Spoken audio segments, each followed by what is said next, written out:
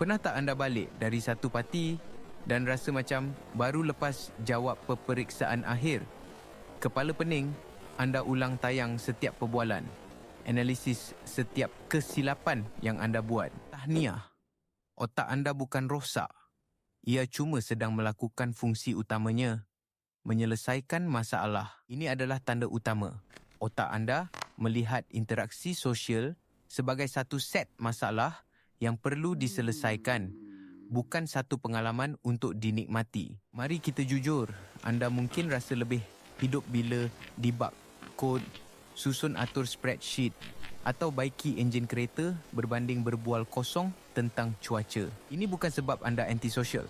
Ini kerana otak anda dah dioptimumkan selama beribu-ribu tahun untuk satu tujuan, kelangsungan hidup.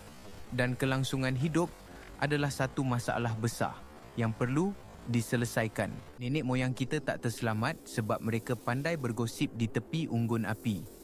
Mereka terselamat sebab mereka pandai analisis jejak, ramal cuaca dan cipta alat yang lebih baik. Otak anda adalah warisan daripada mereka. Ia sebuah mesin penyelesai masalah yang sangat efisien. Masalahnya, dunia moden sering memberikan kita masalah yang bukan masalah. Tanda kedua, anda cenderung untuk mengoptimumkan perbualan. Anda mencari jawapan yang betul, strategi perbualan terbaik atau cara paling efisien untuk menamatkan perbualan ini. Orang lain sedang berbual. Anda pula sedang menjalankan analisis data secara real time, memproses nada suara, bahasa badan, pilihan perkataan, semuanya untuk mencari output yang sempurna. Ini sangat meletihkan. Ia seperti menggunakan superkomputer untuk bermain tic-tac-toe, terlalu berlebihan dan membazir tenaga. Tanda ketiga, anda memberi nasihat penyelesaian masalah.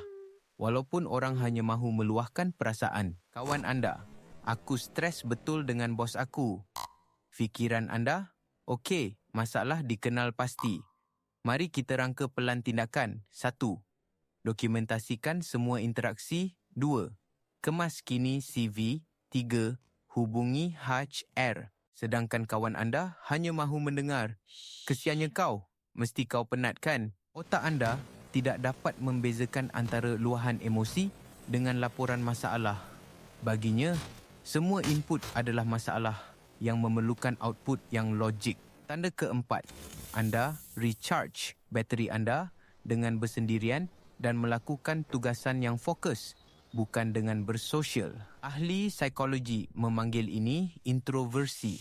Tetapi, kita boleh melihatnya dari sudut yang lain. Otak anda sedang berehat daripada tugas yang tidak efisien, sosialisasi dan kembali kepada tugas yang direka untuknya, menyelesaikan masalah konkret. Bagi anda, membina model kapal terbang atau menulis novel selama 8 jam adalah satu meditasi. Manakala menghadiri majlis makan malam selama 2 jam terasa seperti lari maraton. Tanda kelima, anda melihat hubungan sebagai satu projek yang perlu diurus atau diperbaiki. Anda mungkin menjejaki KPI hubungan, berapa kali seminggu keluar dating, peratusan perbualan mendalam atau analisis punca setiap perselisihan faham. Ini datang dari niat yang baik. Anda mahu menyelesaikan masalah dalam hubungan, tetapi hubungan bukanlah satu mesin. Ia adalah satu taman. Ia tidak perlu dibaiki.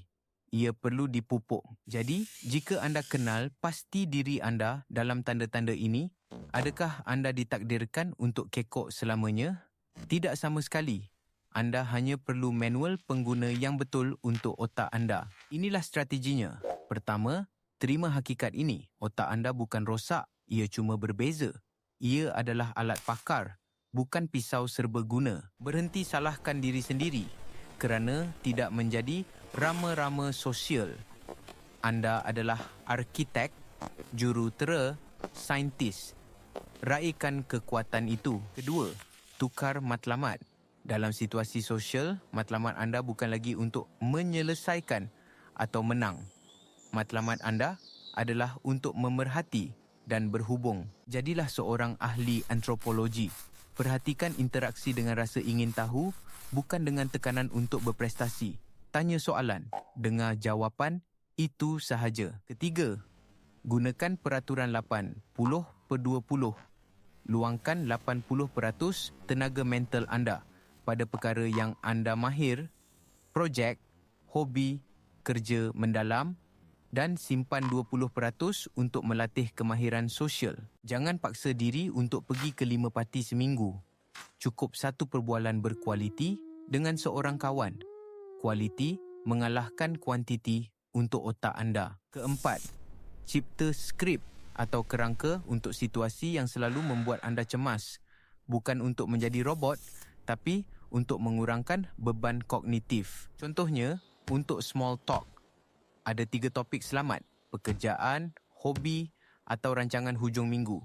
Pilih satu, tanya soalan dan dengar. Ini membebaskan otak anda daripada panik mencari topik dan membolehkannya fokus untuk benar-benar mendengar. Kesimpulannya, otak anda bukan antisosial.